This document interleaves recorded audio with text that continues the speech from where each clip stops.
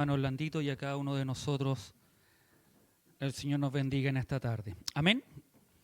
Quiero invitarlo a abrir sus Biblias en el libro de Lucas capítulo 10. Lucas capítulo 10, versículo 25 al 37. Lucas capítulo 10. Mientras usted busca la palabra del Señor, quiero desde ya que anoten su agenda. El día 5 de diciembre tenemos nuestras primicias. Eso quiere decir en 2 semanas más tenemos nuestro servicio de primicias. Así que desde ya usted esté preparando su corazón para traer las primicias al Señor y también esté orando al Señor para que los casos no sigan subiendo y tendremos que bajar de fase. Así que estamos bastante preocupados al ver los casos día a día que se van sumando. Así que nosotros debemos cuidarnos, preocuparnos de cumplir con las normas para que no se diga que nosotros subimos los casos. Así que Lucas capítulo 10, si lo ha encontrado, le invitaré a que se ponga de pies. Versículo 25 al 37 le daremos lectura en el nombre de nuestro Señor Jesucristo. Y he aquí, un intérprete de la ley se levantó y dijo, para probarle, Maestro, ¿haciendo qué cosa heredaré la vida eterna? Él le dijo, ¿qué está escrito en la ley? ¿Y cómo lees? Aquel respondiendo dijo, amarás al Señor tu Dios con todo tu corazón, y con toda tu alma, y con todas tus fuerzas, y con toda tu mente, y a tu prójimo como a ti mismo. Y le dijo, bien has respondido, haz esto y vivirás. Pero él, queriendo justificarse a sí mismo, dijo a Jesús, ¿y quién es mi prójimo? Respondiendo Jesús dijo, un hombre descendía de Jerusalén a Jericó y cayó en manos de ladrones, los cuales le despojaron e hiriéndole se fueron dejándole medio muerto. Aconteció que descendió un sacerdote por aquel camino y viéndole pasó de largo. Asimismo un levita, llegando cerca de aquel lugar y viéndole pasó de largo. Pero un samaritano que iba de camino vino cerca de él y viéndole fue movido a misericordia. Y acercándose vendó sus heridas, echándoles aceite y vino y poniéndolo en su cabalgadura, lo llevó al mesón y cuidó de él. Otro día, al partir, sacó 2 denarios y los dio al mesonero y le dijo, cuídamelo y todo lo que gaste de más yo te lo pagaré cuando regrese. ¿Quién pues de estos 3 te parece que fue el prójimo del que cayó en mano de los ladrones? Él dijo, el que usó de misericordia con él. Entonces Jesús le dijo, ve y haz tú lo mismo. Amén. Tome asiento.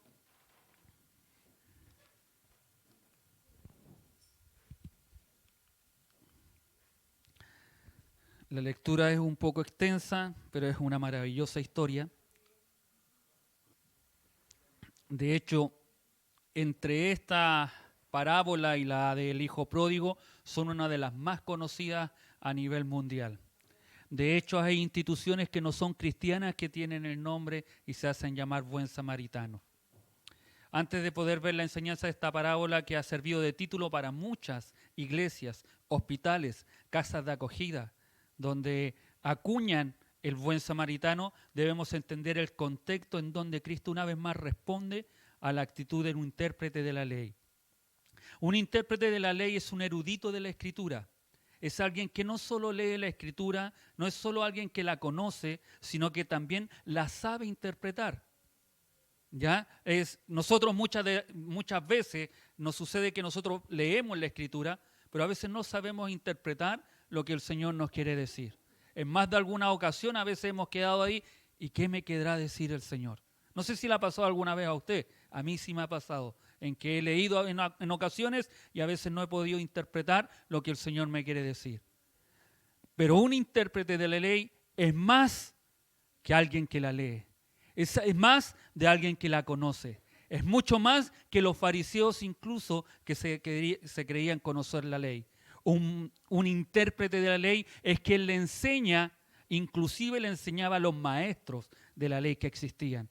Es decir, si nosotros lo vemos en la rama escolar o en la universidad, el intérprete de la ley era alguien que estaba por encima de aquel que le enseñaba comúnmente al pueblo. ¿Amén? Sí. Nuestras profesoras que están estudiando son profesoras para enseñar. Un intérprete de la ley sería el que le enseñó a aquella profesora. Incluso un poco más. Amén. Ese es el concepto que nosotros debemos tener claro. Porque muchos de nosotros a veces nos creemos intérpretes de la ley. Es que la palabra dice así. Pero muchas veces nosotros no sabemos interpretar aquella palabra que el Señor nos está dando. Amén. Y vamos a ver lo que Jesucristo relata en aquella historia. La actitud de este intérprete es correcta. No es que sea mala la actitud que él tenía, es correcta. Se dirige a Cristo para probarle.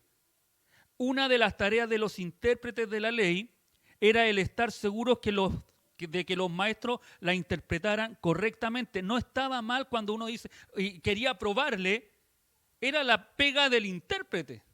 Es como la pega del maestro, es como... ustedes saben que yo reparo máquinas plotter, soy técnico en eso. Y una vez que ya la he reparado, hay que probarla. No puedo quedarme con el cliente, no queda conforme con solo, no, ya te reparé la máquina, listo, me voy. No, hay que probar la máquina una vez que la hice. Es como cuando usted hace la comida. Usted le pega la probá para ver cómo quedó. No se queda convencida, no, está lista, ya le eché todos los ingredientes y eso tiene... No, había que probar. Y los intérpretes de la ley eran los que probaban a los maestros que se estaban levantando. Jesucristo se estaba levantando, por eso llega este maestro y se levanta y va a probar a Jesucristo. La pregunta hecha a Jesús serviría para saber si Jesús daría una respuesta adecuada, pero no se dio cuenta que estaba con el autor de la ley. Este intérprete le pregunta, ¿haciendo qué cosa heredará la vida eterna? Una de las preguntas más importantes para la época donde Jesucristo, donde ellos solo creían o solo ellos podían heredar la vida eterna. No se olvide que los judíos pensaban que solo ellos podían tener acceso a la vida eterna, que ninguna otra etnia, ninguna otra raza, ninguno de los extranjeros podían heredar la vida eterna, solamente ellos podían heredarla porque ellos eran hijos de la promesa, eran hijos de Abraham. Y ellos solamente pensaban que podían heredar la vida eterna. Por eso va y les pregunta, ¿qué debemos hacer para heredar la vida eterna? Hoy muchos creen que pueden también heredar la vida eterna a través de las obras.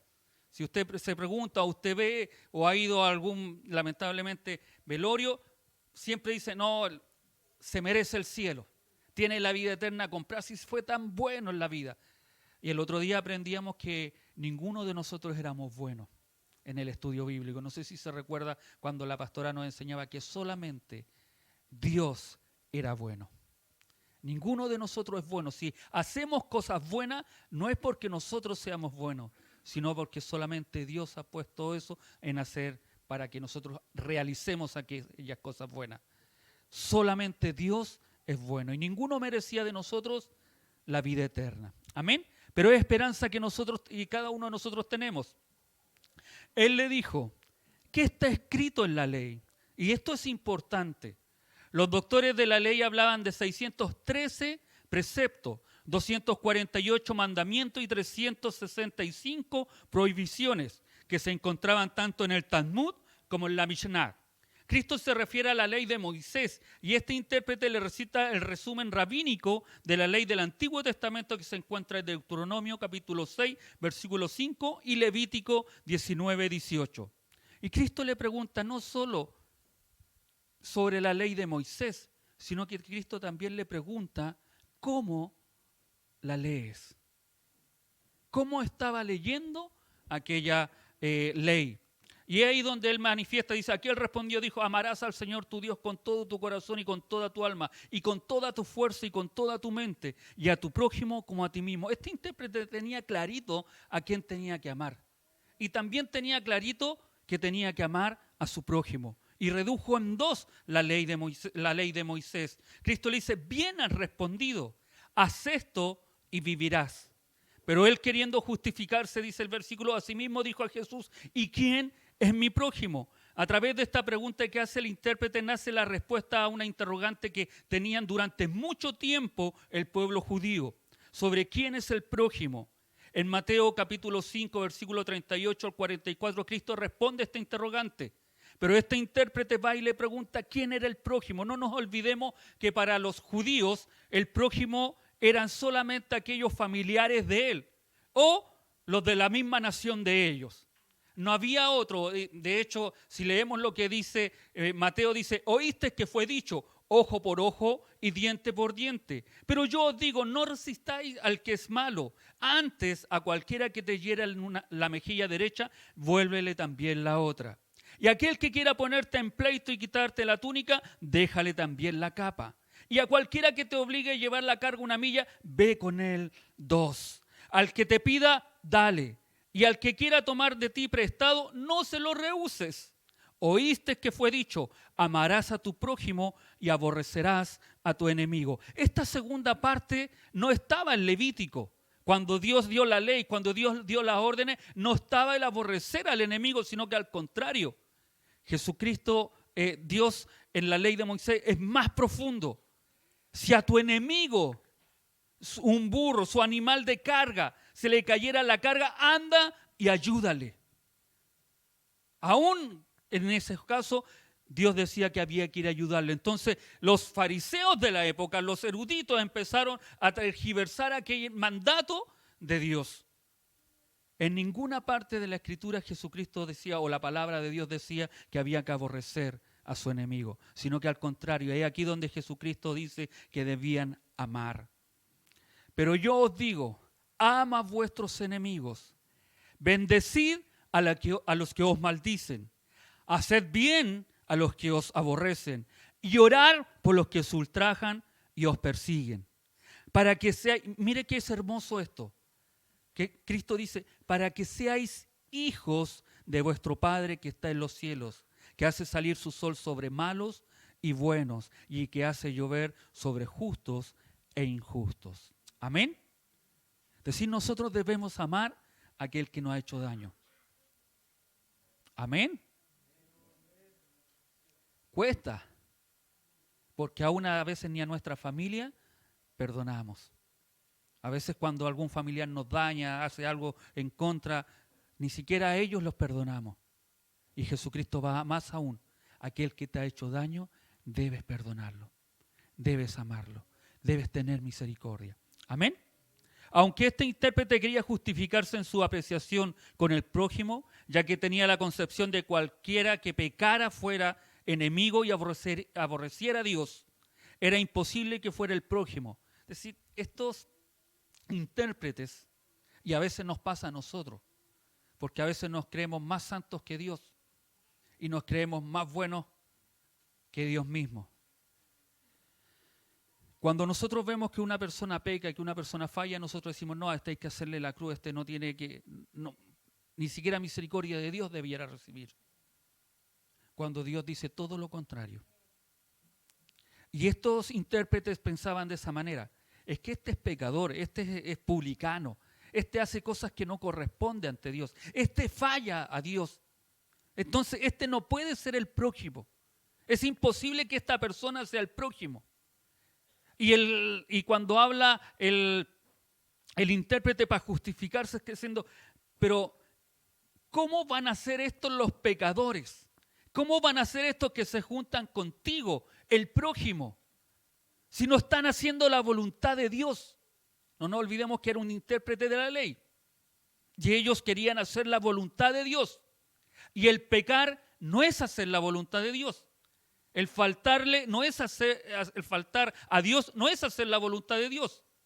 Entonces, como ellos no estaban haciendo la voluntad de Dios, los que se juntaban con Jesucristo, los que comían, los que estaban con Él, obviamente, para el intérprete, no era el prójimo. ¿Y qué debía hacerse con aquellos?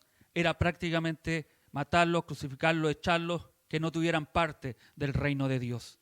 Pero Jesucristo va más allá. Jesucristo dice, ese es el prójimo. Ese es el prójimo. El que es enemigo conmigo. Imagínense, el que es enemigo conmigo es el prójimo para Dios. Amén. Era imposible que fuera el prójimo, y el deber de amar al prójimo se extendía solo a los israelitas y la familia. Esta parábola surgió como respuesta y es muy notable. Respondiendo Jesús dijo: un hombre descendía de Jerusalén a Jericó y cayó en manos de ladrones, los cuales le despojaron e hiriéndole se fueron, dejándole medio muerto. Aunque no se sabe si esta historia es verídica. Lo que sí cuenta Jesús es un acontecimiento muy normal en la época, ya que el camino de Jerusalén a Jericó es de solo 25 kilómetros y baja unos 1000 metros a nivel del mar. Es decir, para que se entienda, el pastor Pablo Valdenito nos habla de que tenemos que entender los mapas. Jericó está acá y Jerusalén está acá. Entonces ellos tienen que bajar. Cuando iban a Jericó, ellos bajaban, ellos descendían. Por eso Jerusalén está a 1000 metros de altura del mar. Y al bajar, aproximadamente bajaban a 400 metros a nivel del mar.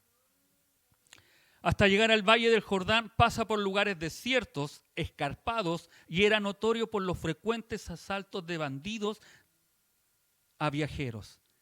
En el siglo V, Jerónimo nos cuenta que todavía la llamaban el camino rojo o el de sangre, porque ese camino de Jerusalén a Jericó, de Jericó a Jerusalén, era muy peligroso. Dicen que habían cuevas en esos lugares donde se escondían aquellos amadores o quitadores de lo ajeno, aquellos que hacían daño y aquellos que este acto que Jesucristo, esta historia que está contando Jesucristo, este acontecimiento, si no es verídico, es decir, si no es real la historia, pero es algo que sí acontecía en la época. Amén. De hecho, dicen que en la época de los zares se cuidaban, se guardaban o buscaban aquellos guardaespaldas cuando tenían que cruzar por aquella zona. Era una zona que era transitada, y vamos a ver por qué era transitada más adelante. Aconteció que descendió un sacerdote por aquel camino y viéndole pasó de largo. Asimismo un levita llegando cerca de aquel lugar y viéndole pasó de largo. Los sacerdotes y los levitas eran los oficiales más importantes en el judaísmo. Y era una ruta que los mencionados en la parábola hacían. Cuando concluían con sus deberes en el templo de Jerusalén, ellos regresaban a su ciudad. Jericó, la segunda ciudad de Judea, era ciudad de sacerdotes y levitas. Miles de ellos vivían allí, servidores del templo y cantores. Por eso, para ellos era algo normal ese viaje, ese traslado que se hacían. Lo hacían los sacerdotes y lo hacían los levitas una vez que incluso terminaban de ministrar en el templo. Para un sacerdote era tan importante la administración, era algo que le sucedía una vez incluso en la vida. Porque como eran tantos, después no le ocurría nunca más. Ellos no eran de los que cuando a ellos les tocaba, ellos la aprovechaban. No eran de los que andaban reclamando como a veces nosotros reclamamos, y a mí no me hacen predicar, no me hacen coordinar. No, los sacerdotes lo tenían tan clara la película que ellos sabían que le tocaba una sola vez en la vida hacer eso. Y ellos se disponían, se santificaban para que cuando le llegara su oportunidad lo pudieran hacer. Y eso da respuesta a veces a lo que ocurre. ¿Por qué ellos no tocaron? ¿Por qué ellos no se acercaron a aquel hombre que estaba muerto? A veces nosotros lo vemos y lo leemos tan rápidamente, decimos, ¡ay, qué malo lo que ellos hicieron! Sí, fue malo, no está bien. Pero también ellos hicieron actuar su religiosidad, su fe o su conducta que ellos tenían. Porque si ellos llegasen a tocar un muerto, dice la Escritura que ellos tenían que estar apartados durante una semana prácticamente. Entonces, si esa semana iban a estar apartados, ellos no iban a poder ministrar. Ellos no iban a poder hacer lo que para ellos era tan importante. ¿Amén? No sé si se entiende. ¿Sí? ¿Por qué pasaron de largo sacerdotes y levitas? No se dice en la narración, quizás porque les pareció que el hombre tan malherido estaba muerto y no quisieron tocarlo, pues el contacto con un cadáver causaba impureza legal. En Levítico 21:1 usted lo busca en su hogar y le va a parecer que ellos si tocaban un muerto quedaban impuros. ¿Amén? Quizá porque temían caer también en manos de los ladrones o porque no querían detenerse. En todo caso, les movía más su propio interés que la compasión por aquel que estaba miserablemente tirado ahí en el piso, si es que la sentían. En su calidad de sacerdotes y levitas servían a Dios. Eran personajes que encarnaban el precepto de amor a Dios, pero el amor al prójimo se establecía separación entre el culto y la misericordia. ¿Sabe que esto es bastante importante? Porque esto nos sucede incluso a nosotros. La gente por lo normal, la gente que no conoce a Cristo, la gente que no tiene a Dios, lo normal que cuando sabe que uno de nosotros es cristiano, dices, al ser cristiano nosotros debemos comportarnos de buena manera, de buena forma. No sé si le ha pasado alguna vez a usted, que hemos tenido una mala actitud a veces y la gente sabe que somos cristianos y lo primero, ¿y tú no eres cristiano? ¿Y qué pasó contigo? Yo recuerdo años atrás estaba en mi trabajo y unos compañeros hicieron exasperar a otro compañero que era cristiano. Y después que lo hicieron exasperar, él reaccionó con una palabra que no correspondía y ellos y no eras cristiano, y después se la repetían a cada rato.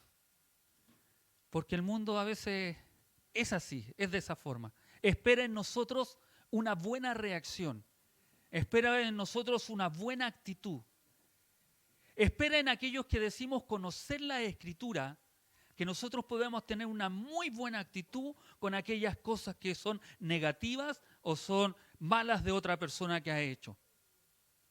Es lo que se espera, es lo que el mundo espera.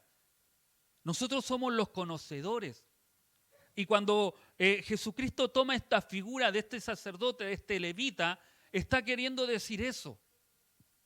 Son los representantes de Dios, son los que están más cerca de Dios, son los que tienen más conocimiento de Dios. Y al tener más conocimiento de Dios, la reacción que ellos deben tener debe ser mucho mejor que la de cualquier otra persona. ¿Se entiende? Tú y yo, amado hermano, somos representantes de Dios. Decimos conocer, amar a Dios. Y cuando nos enfrentamos a una situación, incluso de algún hermano, de alguien que ha fallado, esa persona a lo mejor está esperando tu misericordia para con él. Pero a veces nosotros somos más legalistas que los mismos fariseos y a la persona no le perdonamos. Si pudiéramos enterrarla, pisotearla, destruirla, a veces lo hacemos. Tenga el Señor misericordia de nosotros. Tenga el Señor misericordia. Porque a veces actuamos de esa manera. Los sacerdotes y los levitas eran los que ministraban en el templo. Eran los que adoraban en el templo. Eran los que tenían al Señor ahí.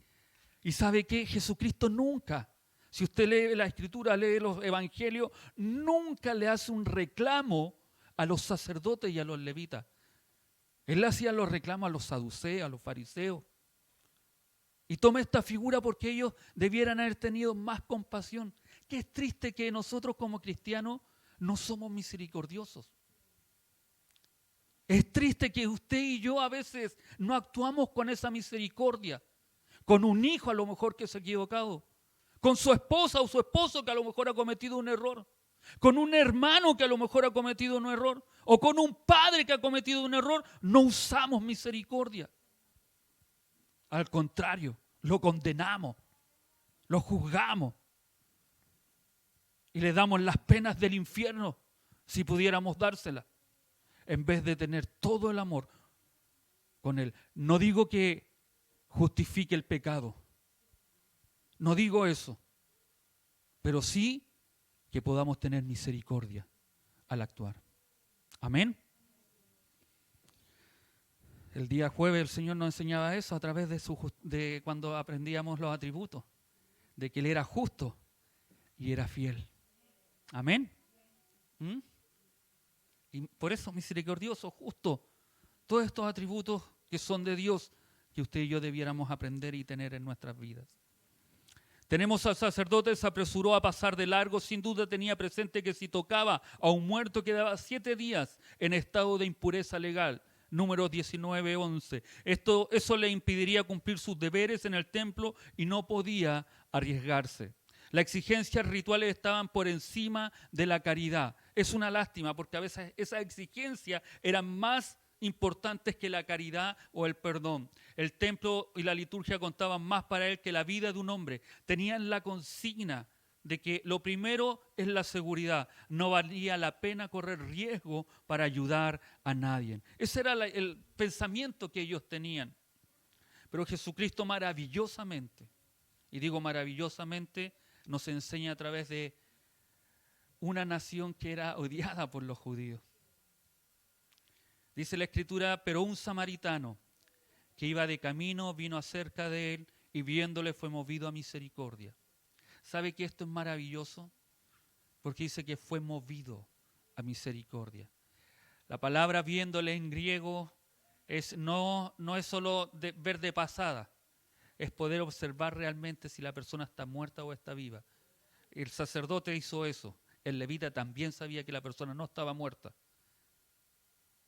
No es que lo vio de lejos, sino que la palabra en griego es más profunda. Uno dice, no, le vio de lejos. No. Viéndole, la palabra en griego quiere decir, va más profundo. Es decir, vieron cómo estaba y no hicieron nada. Por eso cuando dice la Escritura una vez más, dice, viéndole, el samaritano fue movido a misericordia. Y este mover a misericordia es desde las entrañas. Se conmovió en este hombre que estaba ahí. Y esto es maravilloso, hermano, porque la Escritura dice que este conmover, este mover que hizo este samaritano es el mismo que utilizó Jesucristo en su palabra cuando estaba con aquellos y dijo, me conmueven estos porque estos no han comido durante días, parafraseando, y que se vayan así les puede pasar algo en el camino. Y se conmovió de la multitud que la acompañaba y estaba ahí. Es el mismo conmover de las entrañas, de esa conmoción que tuvo Jesucristo cuando fue a ver a la viuda, iba caminando y la viuda de Naín iba con el cuerpo de su hijo ahí, y dice la Escritura que él se conmovió desde las entrañas, se conmovió completamente para hacer una obra de misericordia. Y este samaritano tuvo el mismo conmover, es decir, un pecador para ellos, un enemigo para ellos, que tenga la misma conmoción, que se haya movido desde las entrañas y haya sentido el dolor, la angustia y poder haber tomado a este hombre, para Jesucristo y para nosotros debe ser algo maravilloso, como Dios hace las cosas. Fue movido a misericordia y acercándose vendó sus heridas, echándoles aceite, vino y poniéndole en su cabalgadura, lo llevó al mesón y cuidó de él. Otro día, dice, al partir sacó 2 denarios y los dio al mesonero y le dijo, cuídamele y todo lo que gaste de más yo te lo pagaré cuando regrese. Jesús pone a un samaritano, el intérprete de la ley seguramente se sorprendió al oír a Jesús mencionar a un samaritano, por ser este de una nación aborrecida por los judíos, a quien los judíos consideraban extranjero y prácticamente pagano. Jesús insinúa que el samaritano no se detuvo a preguntarse si el otro era su prójimo o no, sino que se hizo prójimo del necesitado al brindarle su ayuda. El samaritano hizo lo que los otros no hicieron, mostrar misericordia y ayudar al necesitado, a pesar de que también la ley religiosa de Samaria les prohibía tocar los cadáveres. Es decir, tenían la misma ley, no se separaban. No se olviden que samaritanos no era que eran tan extranjeros, sino que lamentablemente para los samaritanos en el año 700 aproximadamente antes de Cristo fue invadida Samaria y llegaron y el rey el rey de Asiria, para conquistar, dice que llevó algunos esclavos y a otros les puso de otra nación. Y ellos se mezclaron. La nación de Samaria se mezcló. Estos judíos que eran los samaritanos eran judíos antes, que se mezclaron con esta otra raza y por eso ellos lo odiaban tanto.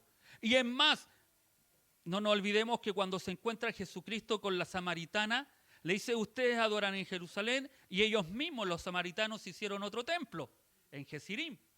Y ellos iban a adorar allá. Entonces por eso los judíos estos no se podían ver. Es como los colocolinos con la U y van a jugar y la U les gana. No se pueden ver. Pero este sí tuvo misericordia. El término misericordia era interpretado por los judíos en una forma exclusiva. Así que generalmente ningún judío ofrecía ni aceptaba ayuda de uno que no fuera judío. Jesús insiste en que la misericordia debe ser mostrada a todos y que el amor debe probarse con hechos de misericordia y no solo de palabra. Mire qué importante. Pues nosotros a veces decimos, no, si yo tengo misericordia, yo amo. ¿Y qué hacemos? Nada. La misericordia no es solo decir, es hacer. Amén. Los samaritanos son enemigos del pueblo judío. No hay contacto entre uno y otros. Se odia por las dos partes. Había un dicho popular de que a todos se le puede dar un vaso de agua. ¿No ha escuchado usted a veces que a nadie se le puede negar un vaso de agua? Ellos no. Ellos dicen que a todos se le podía dar un vaso de agua, pero a un samaritano era imposible dar un vaso de agua. Y los samaritanos también decían lo mismo. Si tú me pides agua a mí, no se olvide, tú me pides agua a mí, pero si un samaritano no podía darle agua a un judío, por eso la mujer le dice, tú me pides agua a mí, tú me vas a dar agua a mí. Porque eso dicho ellos lo tenían claro, un samaritano no podía darle agua a un judío y un judío a un samaritano tampoco. Por eso esa frase cuando usted lee ahora cuando Jesucristo se encuentra con la samaritana, de ahí viene eso, tú me pides agua a mí. De esa frase que ellos tenían. Era algo terrible, algo no bien visto. Por eso Jesucristo después les dice, ¿quién pues de estos tres te parece que fue el prójimo del que cayó en manos de los ladrones? Él dijo, el que usó de misericordia con él. Entonces le dijo Jesús, ve y haz tú lo mismo. Y sabe que porque él no fue capaz el intérprete de reconocer y decir el samaritano. Dijo, no, el que usó misericordia. No quiso, para que vean cómo tan arraigado tenían en sus corazones a los samaritanos en su odio.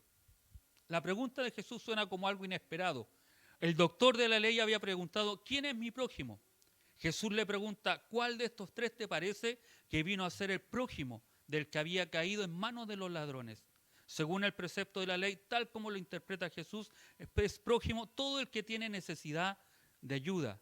Nada tienen que ver aquí la nación, la religión, el partido. Todo hombre es prójimo donde la necesidad llama a la misericordia. También llama a la acción el precepto del amor del prójimo.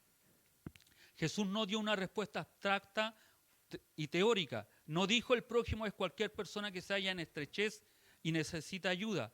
Da más bien una indicación práctica. La pregunta de Jesús se refiere a la acción y la acción se rige conforme a las circunstancias. Al responder el doctor de la ley no pudo menos de confesar el que practicó la misericordia con él. Jesús invita a obrar, haz tú lo mismo. El amor al prójimo es amor de obrar. Hijitos, no amemos de palabra ni con la lengua, sino de obra y de verdad.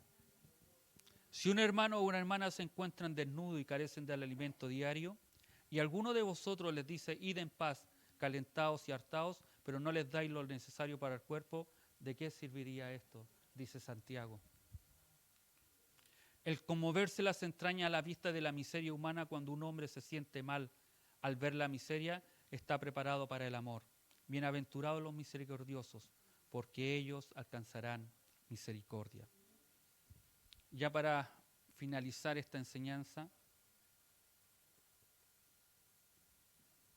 podemos sacar algunas cosas en clara. Y hay 4 preguntas que debemos hacernos. ¿A quién debemos amar? La parábola es una bella explicación de la ley de amar al prójimo como a uno mismo. Sin acepción de personas, credo, nación, partido político, ni otra distinción. También establece la bondad y el amor de Dios, nuestro Salvador, con los miserables que son pecadores. Nosotros debemos, y ahí debemos amar a todos. No podemos nosotros odiar. No nos podemos poner en parte si hay alguna persona que odia a alguien. No, tenemos que odiar. No podemos sindicalizarnos con...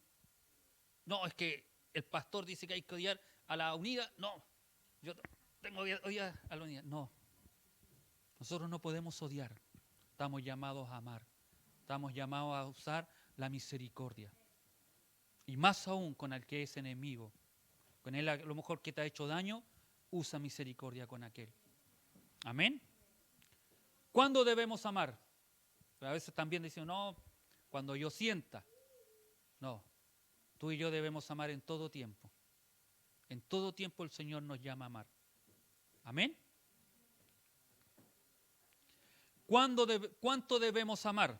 Eso también, a veces, ¿hasta dónde puedo llegar a amar? El amor no consiste solamente en conmoverse ante la miseria del otro. Nótese cómo el samaritano se detuvo a pesar de lo peligroso que era aquel lugar. Pagó y se comprometió a costear todo lo que fuera necesario. Más que hacer una caridad, se arriesgó sin reserva ni cálculo. Y esto fue con un desconocido. Tú no debes poner precio. No se olvide la figura del samaritano. Dice que pagó 2 denarios, que era el sueldo de 2 días. Y aún más dice que si algo gastare de más, yo lo pagaré cuando regrese. Lo subió a su cabalgadura y él se fue caminando y llevarlo. Entonces, si vemos esa forma, él da mucho más. Es lamentablemente observar cuánto domina el egoísmo en todos los rangos y en muchos de nosotros. Cuánta excusa damos los hombres para ahorrarnos problemas o gasto en ayudar al prójimo. El verdadero cristiano tiene escrita en su corazón la ley del amor. El Espíritu de Cristo habita en él. La imagen de Cristo se renueva en nuestras vidas a diario. Un cristiano no puede negarse a bendecir y a dar, sino que al contrario. ¿Cuánto debemos amar? Decía un padre católico que había que dar hasta que duela. ¿Amén? No escuché amén. Porque nosotros a veces damos hasta lo que sobra, hasta ahí nomás. Pero no, siempre Dios nos pide un poco más. Amén. No nos enseña el Señor a ser mezquinos, sino que al contrario, el Señor nos da. Y siempre usted sepa esto, yo siempre le digo a la pastora, cuando el Señor nos da es porque nos quiere pedir. Y el Señor cuando nos pide es porque nos quiere dar. Amén. Así que cuando a usted le pidan, el Señor quiere dar en su vida, pero primero usted tiene que dar. Amén. No voy a predicar de la prosperidad, no, ustedes saben que no voy con eso. Y cuarto, ¿por qué debemos amar?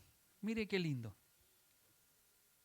Porque en esta parábola vemos, el primero ¿cuál era? ¿A quién debo amar? El segundo era, ¿cuándo debo amar? El tercero, ¿cuánto debo amar? Y el cuarto, ¿por qué debemos amar? Nosotros éramos como este viajero pobre y en apuros. Satanás, nuestro enemigo, nos robó y nos hirió. Tal es el mal que nos hace el pecado, que nuestro Señor Jesucristo, el bendito Jesús, se compadeció de nosotros. El creyente considera que Jesús le amó y dio su vida por él cuando éramos enemigos y rebeldes. Y habiéndole mostrado misericordia, le exhorta que vaya y haga lo mismo. Es nuestro deber, en nuestro trabajo y según nuestra capacidad, socorrer, ayudar y aliviar a todos los que estén en apuros y necesitados. Nosotros debemos amar porque Él nos amó primero. Nosotros debemos amar porque Cristo se dio primero hacia nosotros. Porque Él se entregó, no valiendo nada. Cada uno de nosotros, Él se entregó. No escatimó nada. Dice la Escritura que no escatimó ni siquiera a su Hijo, por amor a la humanidad. ¿Por qué debo amar? Porque Él me amó primero. Cuando yo puedo lograr, y me quiero detener en este para ya terminar, cuando yo logro comprender, entender cuánto Cristo me amó, cuánto Dios me perdonó, yo puedo perdonar a aquel que se ha equivocado. Yo puedo obrar en misericordia en aquel que se ha equivocado. Por eso es tan importante, amados hermanos, que tú y yo aprendamos a perdonar, aprendamos a amar. A veces nosotros nos negamos a perdonar. Y como les dije en un comienzo, a veces nos ponemos a exigirle a otras personas cuando Cristo no nos exige a nosotros. Amén. Póngase de pie, vamos a orar al Señor.